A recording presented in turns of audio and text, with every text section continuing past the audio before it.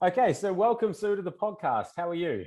I'm very good. Thank you for having me on the podcast, Will. Great We've to meet been you. you've been meaning to organise this for a while, and we've finally made it happen. Yeah, sorry, it's been a bit of a busy year. It has been a busy year. So, on that note, why don't you tell our listeners a little bit about yourself and also why this year has been so busy for you? I am the head of instructor development for EMD UK. So we are actually the national governing body of group exercise in the UK. Um, I'll start at the beginning. Basically, I took the job in February last year. Oh, wow. Uh, as what would have been a 6-month contract, I'd actually left the industry. I've been in the industry for 30 years. So I've been a presenter, I've run organisations, I've run training companies, I've been a PT, I've worked all the way through. But I'd left the industry to go and work in care, to be fair. So February last year, I got asked would I take a 6-month contract to help them out with their academy. I started, and 4 weeks later, we went into lockdown. And since that day, I don't think I've done my job role as it was originally intended. So, what was the original intention of your role with EMD?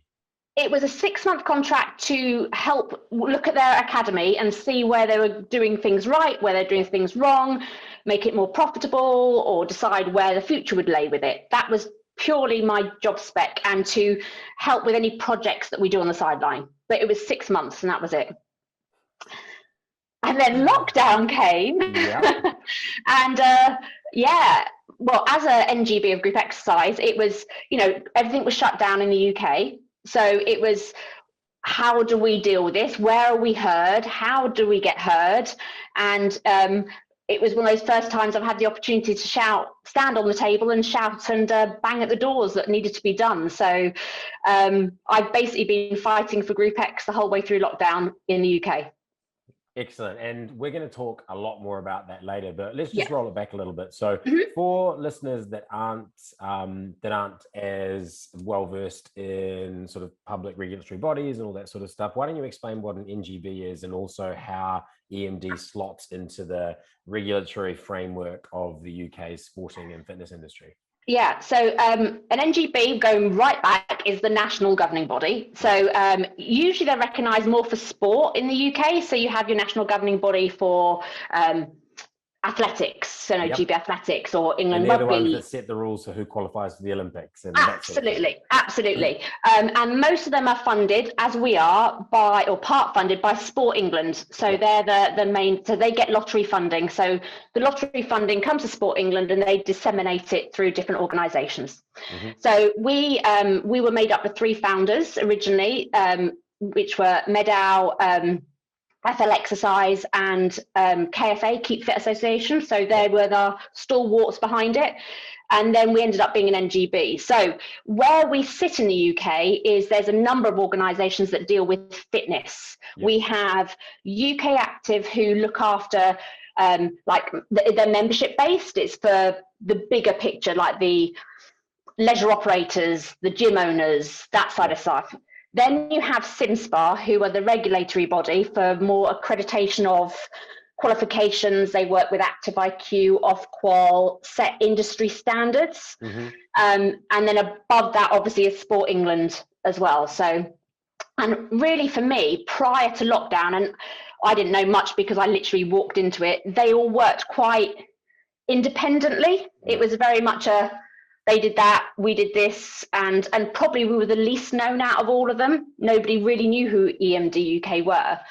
But we were brought together in a workforce group very early on in lockdown, and what was really good was there was a great partnership was brought together.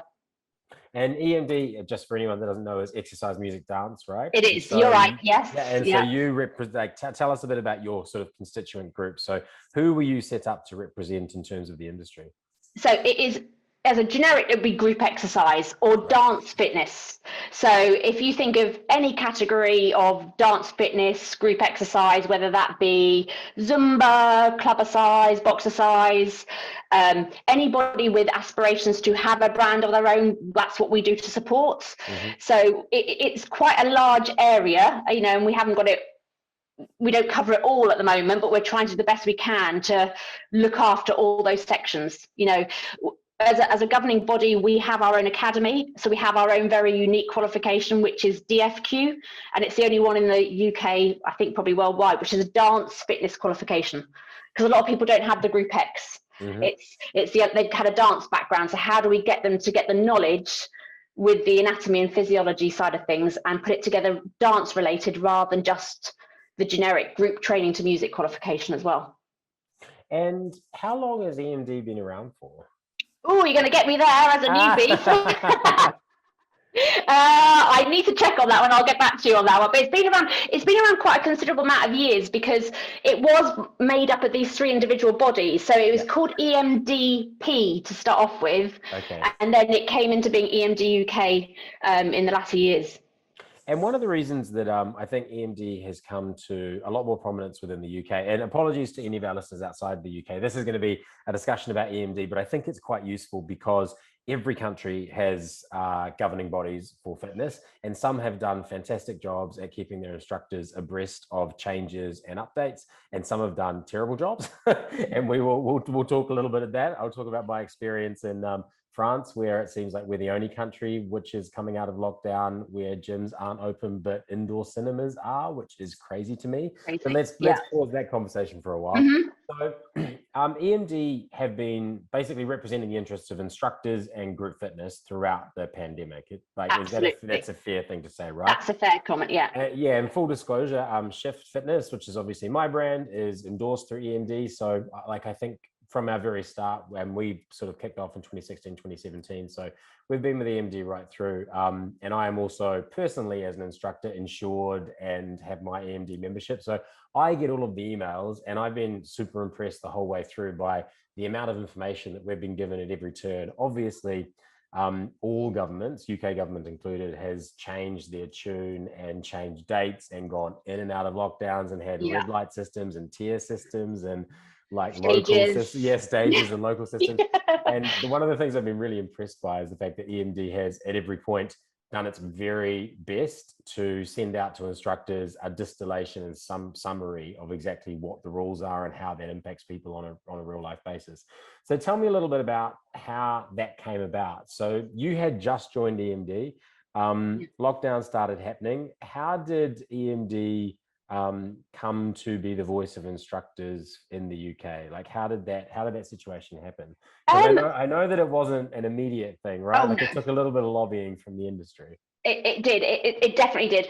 I think primarily because of finding our voice through the workforce group that we put together. So it was put together on every Wednesday that the big sector partners got together. So I was with Sport England, Cinespa, UK Active. There's UK coaching on that group. We all came together. Right. So this is for the sports and fitness industry. So this is like grassroots sport, which in England and the UK is what they refer to as, like children's sport right through to competitive sport. Absolutely. So the leisure industry, so swimming pools and ski fields, if they had ski fields, for example, or playing fields, all, I mean, Sport England covers all of it. It was just the bodies beneath that coming together to try and at first go, well, what do we need to address?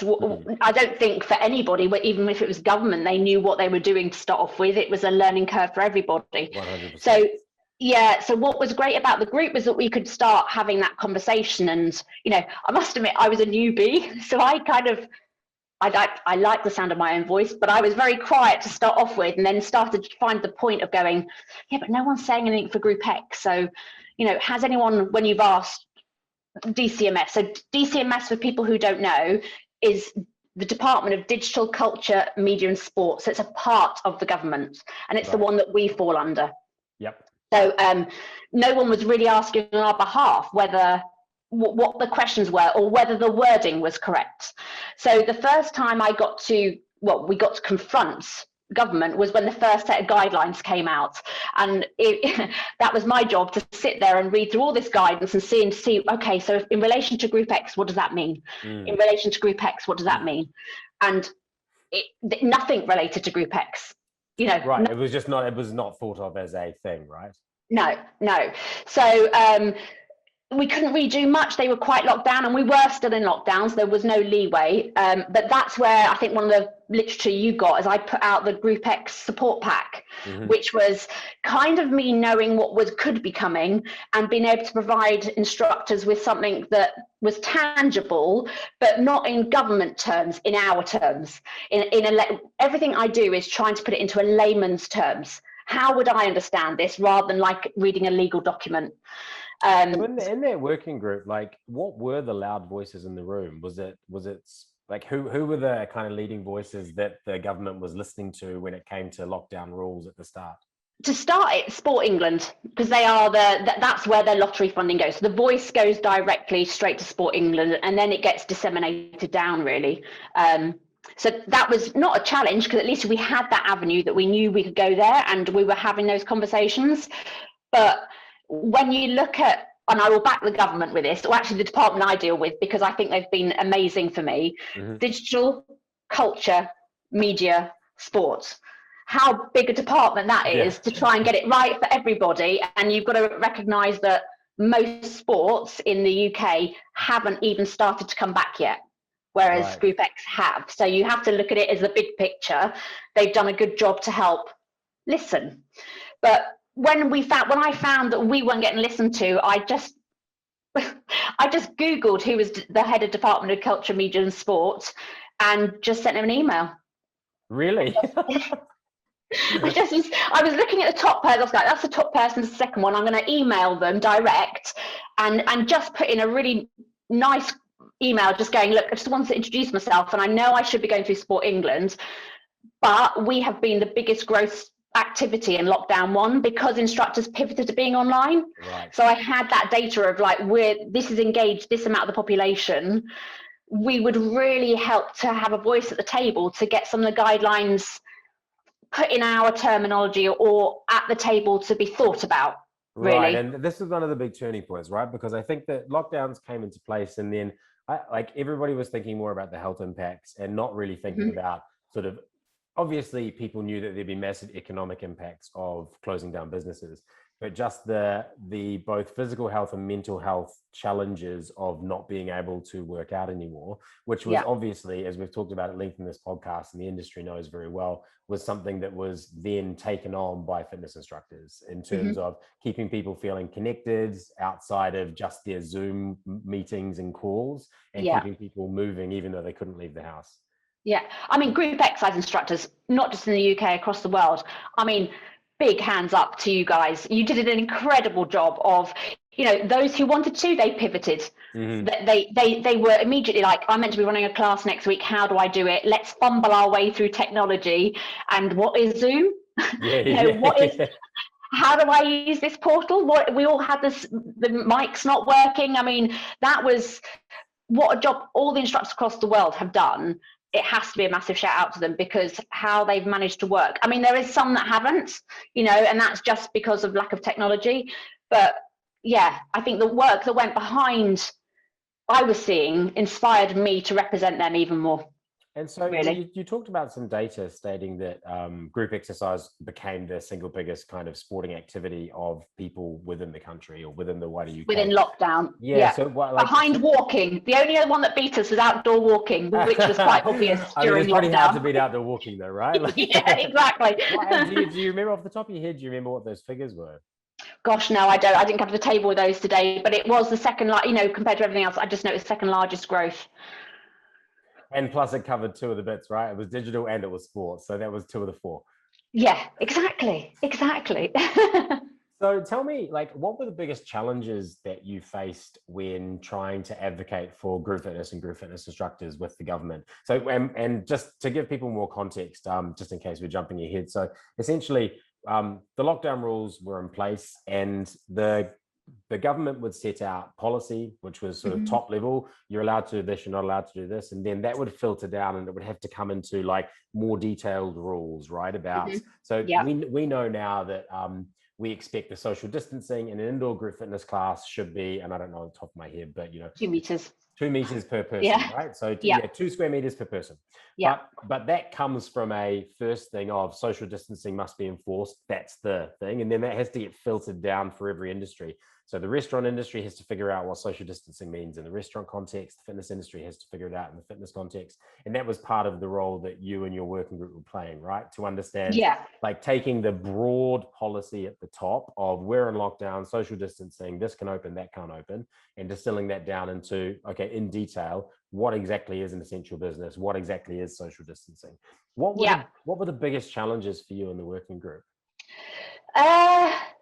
Well, no one had a clue on what this, so it was called our return to play guidance, was going to look like. You know, we were told by government that the biggest issues we were told by government we had to provide a return to play document, which covered a number of areas. So it was the ventilation per square foot, you know. So in the UK, it was all based on it's an airborne issue, you know, with COVID. So therefore it had to be 100% pure. You know, where do we find these facts and figures from? So actually that research was done on a bigger scale. UK Active had part of that research because we don't have the ability, but there was information coming in, but it's how we correlated it together. What did it mean? Because every sport and every sector is different. We were just given like 5 key areas, and ventilation was the most, social distancing was the next. And it was trying to work out, okay, based on 100 square foot, how does that mean for social distancing within a class? How are we going to calculate that? What does it mean by free flow? It was very vague. We just got free flowing air, ventilation, you know, that was how basic it came to us. And we had to then put it into a document that would be approved by DCMS to make sure we satisfy their criteria. And that I think was possibly the hardest job, really. And there was parts of that where UK Active had some guidelines. Talking together, going, what you're saying is we need to make sure it's ours, and same with SimSpa across the board. It just had to be, look, you can't be issuing, we can't be, and they issuing guidelines that are different. So what we had to do is almost agree to be the pros in our own workforce. So I would provide all the information for a Group X. They would do it for leisure operators. They would do it for standards. And therefore, we're always communicating together to make sure that we're not treading on each other's turf. And did you find, were there any conflicts in that process? Because I know that in the UK, for various reasons, we had a situation where, and I'd love to get your view on this actually. No, you're going to put me into politics now. Where gym floors are open, and there's this funny situation which is resolved now because the UK is now back open for indoor classes. But we had this funny situation where there could be a large cycle studio that normally had 80 bikes, had 40 bikes in it, and they couldn't have an instructor at the class teaching 40 people, but they could have 40 people all doing a virtual workout at the same time on the same timetable. Theoretically, I'll say they weren't meant to be doing it. That was it. So they were breaking guidelines for doing that. That was not approved at any stage for group exercise to be able to do virtual. It was more of whether you're allowed indoor. The basic rules were you're outdoors or you're indoors, and you follow the guidelines for the outdoors or the indoors. Didn't matter whether it was instructor led or not. It was just you had to stick by the guidelines, and that's been the hardest part. We write them. Whether people stick to it has been a very hard job to work upon, because we've been. I had DCMS coming to me going, look, Sue, you're saying all the right things. You've got one of the best guidelines out there. You know, the return to play is awesome, and you've written it in the right terms. But have a look at social media, and they'd send me shots of people who had done a class and then had a nice group photo. Okay, so you were actually getting the situation where the governmental body was coming to you and going, look, we saw your press release, the guidelines were great, but we're looking at social media and these people clearly aren't following the rules. Absolutely. And that was the frustrating thing, because you're thinking, for those who are abiding by it, there's also some who weren't using an element of common sense to think 2 meters means 2 meters. And I was quite shocked that, you know, trading standards and that were shutting people down because they were, and where they were getting the tip offs was actually their own posts on social media. Yeah. So So therefore you're going, well, yeah, we've written the guidelines and we're trying to enforce them and people, but you can't control. And I think that's the difference is you've got PTs who might be might be following somebody else's guidelines. They are meant to be unified, but there was how much control do we have over them? Right. I mean, I for one am just really happy that we're coming out of all these restrictions, because one of the things I disliked the most was the level of kind of infighting and dobbing in and grassing up that went on. And I completely understand why, because some people were following the rules to the letter and some people were bending the rules just slightly. And then I know, like when I was in London, I knew that there were a lot of studios, F45, that were definitely still just running classes and others that weren't. Yeah. But from another perspective, as a small business owner, I understand like you don't want to go under, and therefore, if you can like ride the rules to the absolute sort of end of them without like getting caught, then I can understand why, as a business owner, you're driven to do that. So fortunately, it's nice that we can find ourselves coming out of that so that we can just all sort of rejoin as an industry and be proud of what we achieved, like we said at the top of the call, right? Like about keeping people active and keeping people busy and not worried so much about whether or not you're taking the rules a little bit more seriously than another person. Exactly. And that element of common sense required. Here's the rules. We put it into layman's terms. And we just had this recently, Will, as well, because before it was a 3 meter distancing rule, and the agreement was that, look, social distancing has to be in, but we're not saying 3 meters from the government, so let's go back to 2. And people going, but I don't feel comfortable. Fair enough. All we're doing is advising you that if you wanted to reduce it, it's 2 meters. If your common sense or your gut feeling says, for my consumers, I want to keep it at 3, crack on and keep it at 3. But it was, again, you see, these law-abiding citizens, it's like, you're doing a great job, but sometimes you're getting in your own way of getting a business. But stay within what you feel's right for you and don't follow the crowd. Yeah, absolutely. So I wanted to talk about some of the kind of wins that I saw EMD and the working group as a whole having in terms of like the guidance and the constant sort of updates that instructors got. So we talked about kind of the distillation of the rules and how you were feeding that back to instructors in a way that was understandable and able to be put into practice in real layman's terms. One of the other things I wanted to talk about was the limited online music license that was sorted out. So obviously, when everyone went online, people didn't have a good understanding of music licensing rules. And so people ran into problems very quickly with takedown notices and being muted on Facebook and all this sort of stuff. So tell me a little bit about the process of what you guys did to allow original music to be used in online fitness in the UK.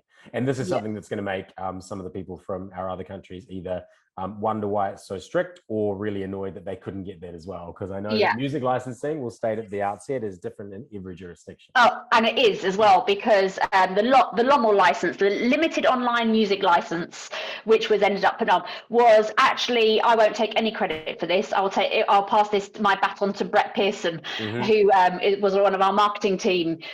He recognized this because he was seeing it on comms, people saying I've been taken down, and took it upon himself to go direct to them, to the music companies, and challenge them about, these people are trying to get people active, because we had the PRS license before, but it didn't cover you for when you went online.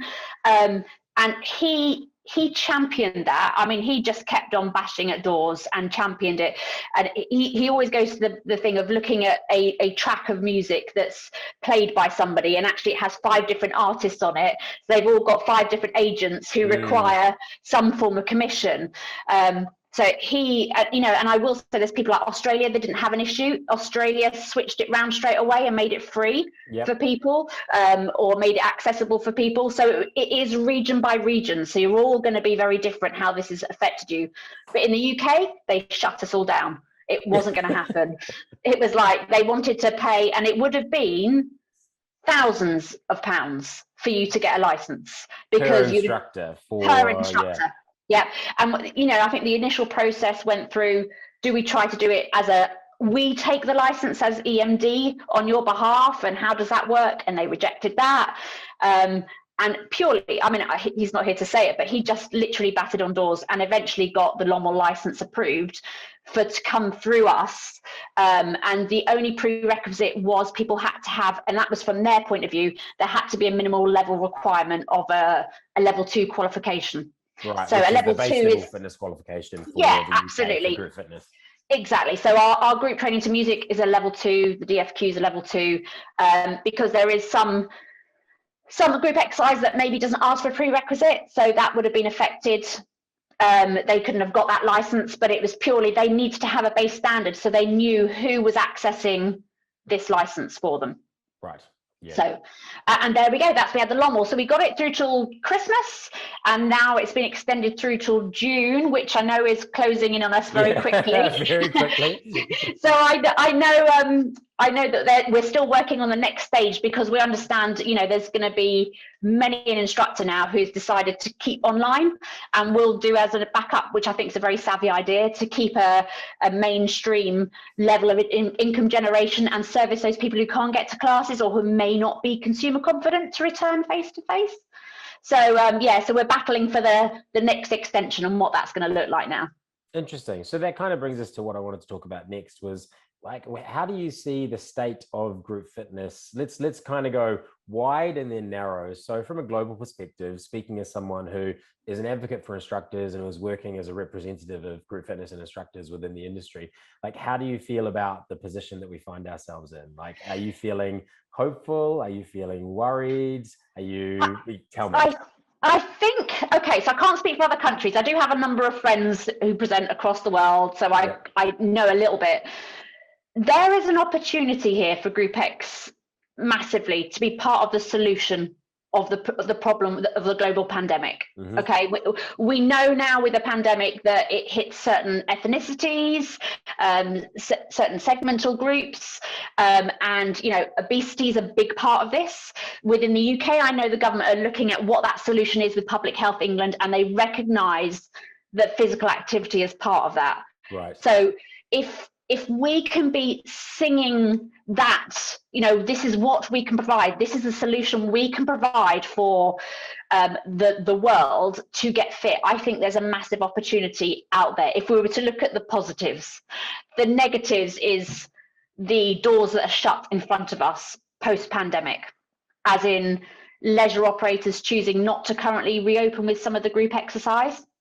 I think that'll be across the world. I've got where I currently go, all their classes are virtual, and I'm like, you're missing out on a trick. UK Active have reported already internally that it's the biggest puller of people in is group exercise into the leisure operators at the moment. Yeah, and anecdotally, I'm hearing that from all my connections within the industry, internationally. So in the US, the UK, and then obviously Australia, New Zealand is a slightly different kettle of fish, but they're almost back to 100% capacity in their group classes.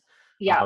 And certainly in the UK and the US, those that are back open have huge demand for the classes, especially because the classes tend to be socially distanced now. So the capacity is a little bit lower, and people are booking well in advance and really making use of something that they haven't been able to use for a long time. Yeah. And one of my biggest concerns as well, and we heard this about 6 months ago, is, what is that workforce going to look like in leisure operators? Their bottom line's been hit. It goes back to the old age question of value and worth as an instructor.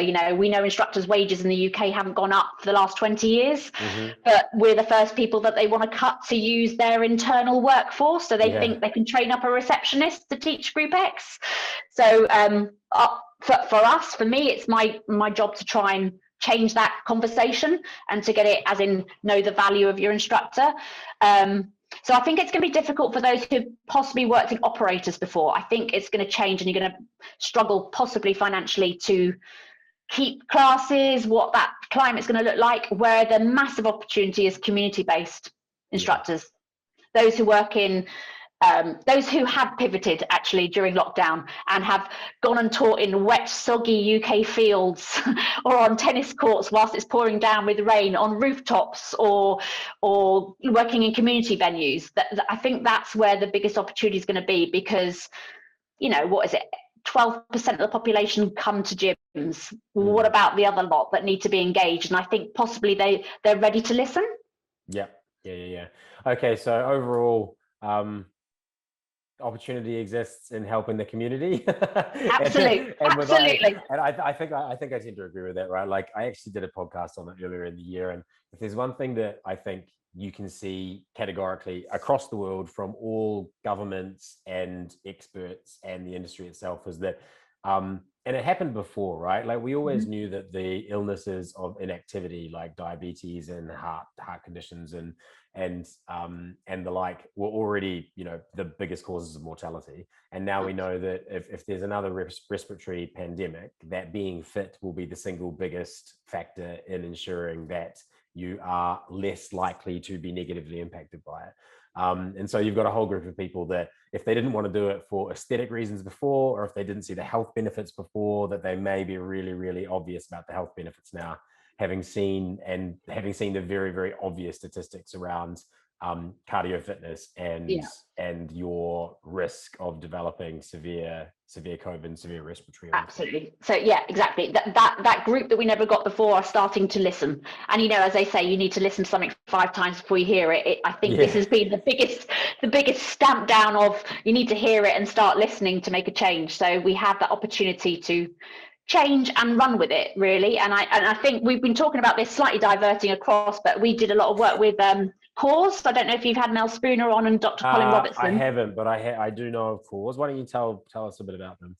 So Cause have put together a training or element or a talk, and Dr. Colin Robertson's on the Public Health England board for long COVID. So those people who are suffering from long COVID, how do we deal with them? How do we treat them? And the whole COVID pandemic recovery. So we've been doing work with Mel and Cole together to try and provide some training and at least insights on how we deal with people coming back. And what I was going to go on to, rather than into Cause in particular, was we as a instructor nation need to be looking at delivering a manageable class to people.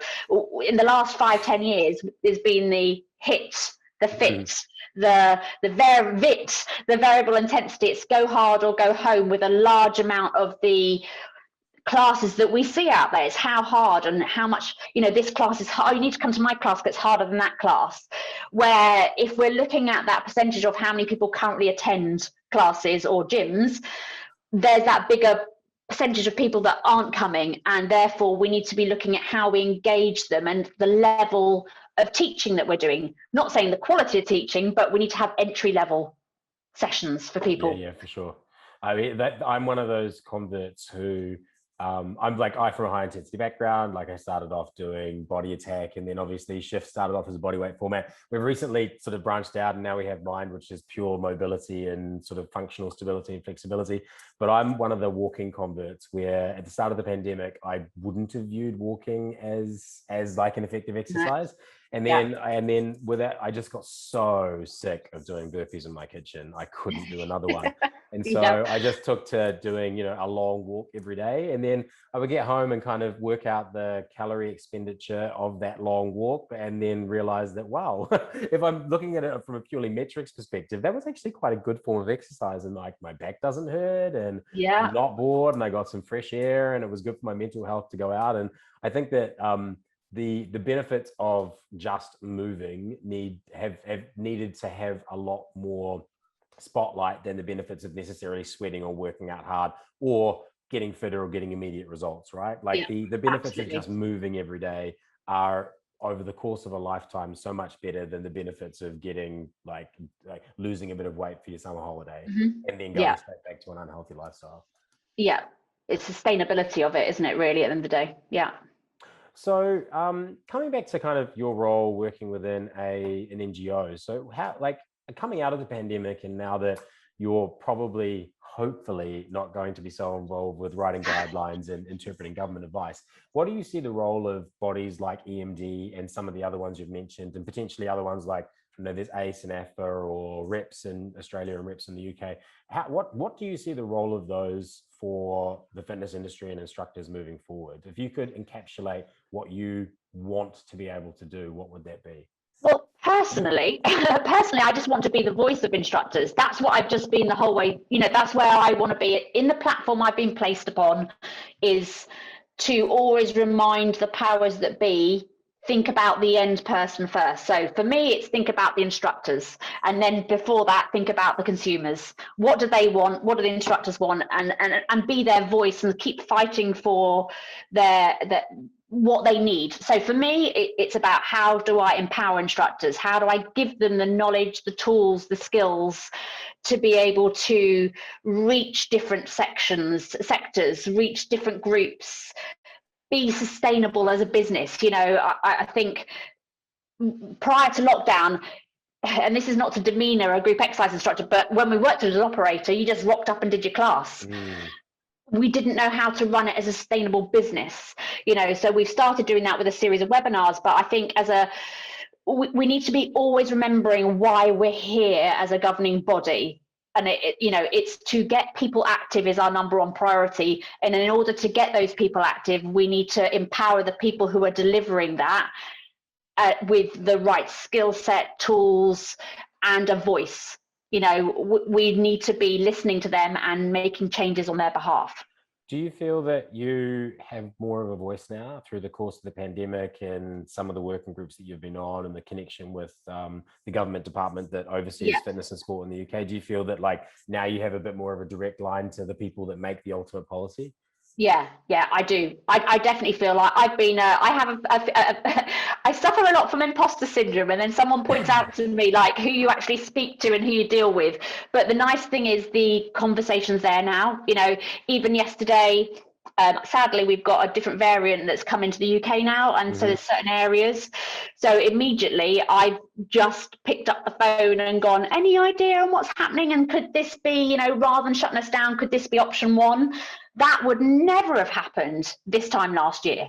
You know, to consider these people that, you know, I can pick up the phone and talk to them, and there's definitely more lines of communication going open. What we need to do is help the government have the parameters to utilize our workforce and to be part of that solution, really. So the communication lines now as a sector, I think, are great. I really do think out of adversity has brought together a unity of, you know, I'm on the workforce call at 3 o'clock today, which was with everybody again. Despite there being not much coming out, we're still meeting to look at, Will knows I've just been on our inclusivity training at the moment to look at the whole bigger picture of how we become more inclusive. That's happening as a sector-wide now, you know, so the voice is definitely heard. Yeah, and I can say that like currently being in Paris, where gyms are not open, so we are at a different stage of reopening to the UK. The UK has managed to get their terrible time done over Christmas, and France was characteristically a couple of months behind, as has sort of been the case during much of the pandemic, or the later pandemic, I should say. And so we're reopening more slowly here, but one of the things that I just can't get over is the fact that gyms are shut, but indoor cinemas, so movie theaters, have reopened to the public, but gyms remain closed, even though there is like ample evidence to suggest that transmission within gyms where regular cleaning is taking place and we are able to space people out, where that's contact tracing by the very nature of the fact that you have to be a member to get in, all these things that should allow fitness to reopen.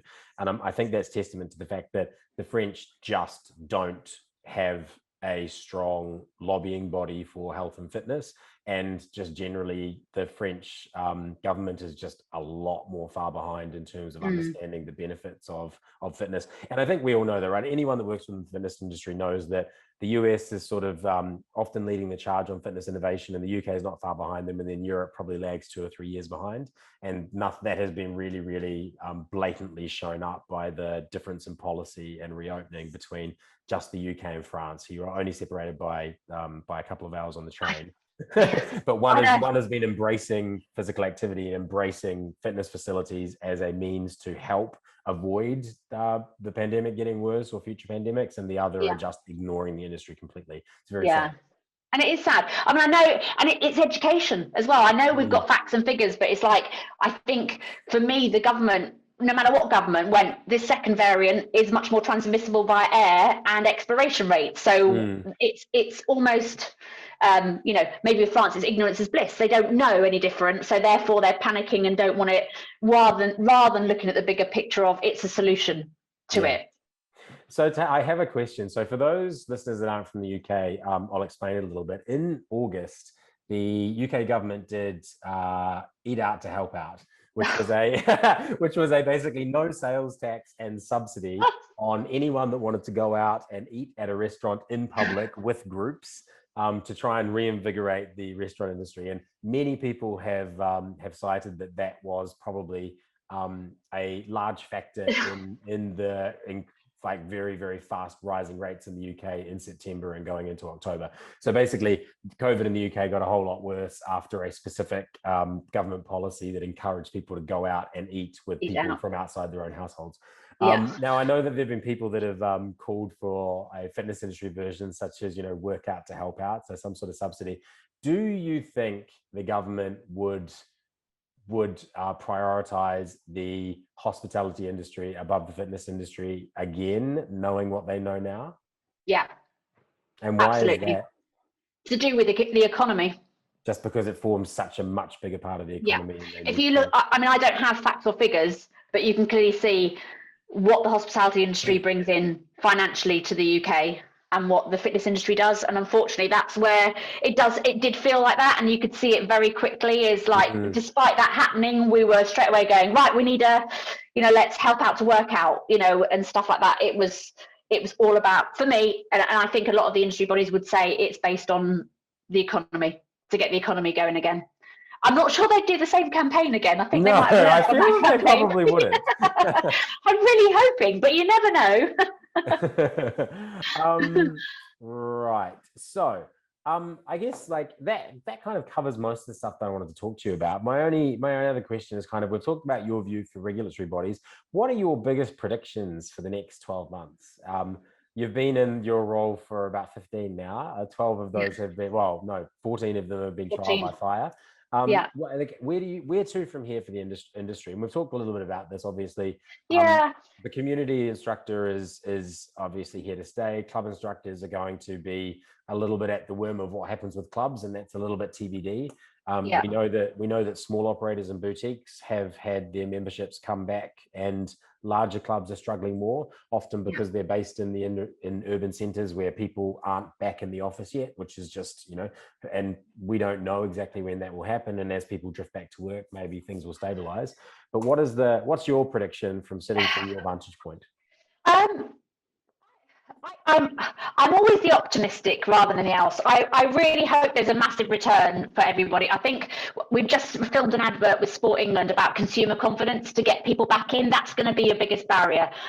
Your people who were in classes before are going to come back, but there is still going to be a massive issue with consumer confidence about going into a room with 30 other people.